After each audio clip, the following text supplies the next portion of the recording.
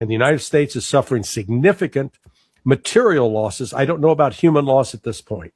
What's happened right now, for example, they made a big point of attacking the Fifth Fleet facility in Bahrain. It's a port. That port is critical for providing service to, say, U.S. destroyers who, remember, these destroyers come equipped with 96 missile slots. I think they got 50 up front and 46 astern. And their vertical launch system. So when they launch either Tomahawk cruise missiles or Aegis air defense missiles out of those tubes, the only way to replace them is to sail to a port. Previously, they could sail into Bahrain and go there. Not now. Iran has closed the Strait of Hormuz. You've got several U.S. Navy ships that are now basically trapped inside the Persian Gulf, and Iran's got the anti-ship missiles to take those out. I don't know if they have yet, but I think they will, number one. So now this means the United States, when it's in a fight with the Abraham Lincoln carrier in the Arabian Sea, accompanied by, last I checked, it was like 3 destroyers and maybe up to 4.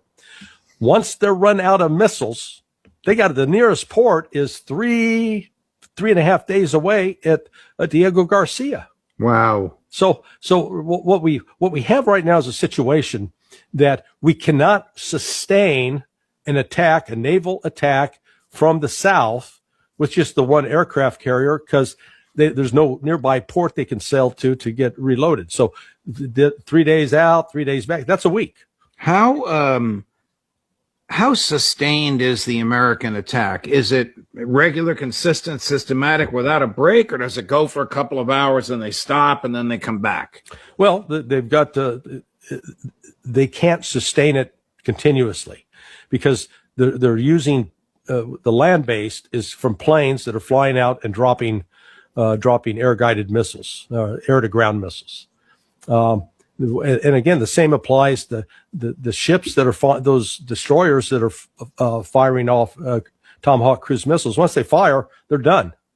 They'll have to wait till they can go reload. I do understand that Iran has fired some missiles and drones at the ship, at the carrier strike force. Don't know what the effect has been. We do know that in Bahrain, they hit the facility that housed U.S. naval officers. It's on fire. So there's possibility that they have killed some U.S. Naval personnel. You got Bahrainis cheering as Iranian missiles are slamming in to this U.S. naval facility. But at the same time, what you have is the other countries, Saudi Arabia has now declared war on Iran. I'm sure that Qatar and United Arab Emirates are going to follow suit.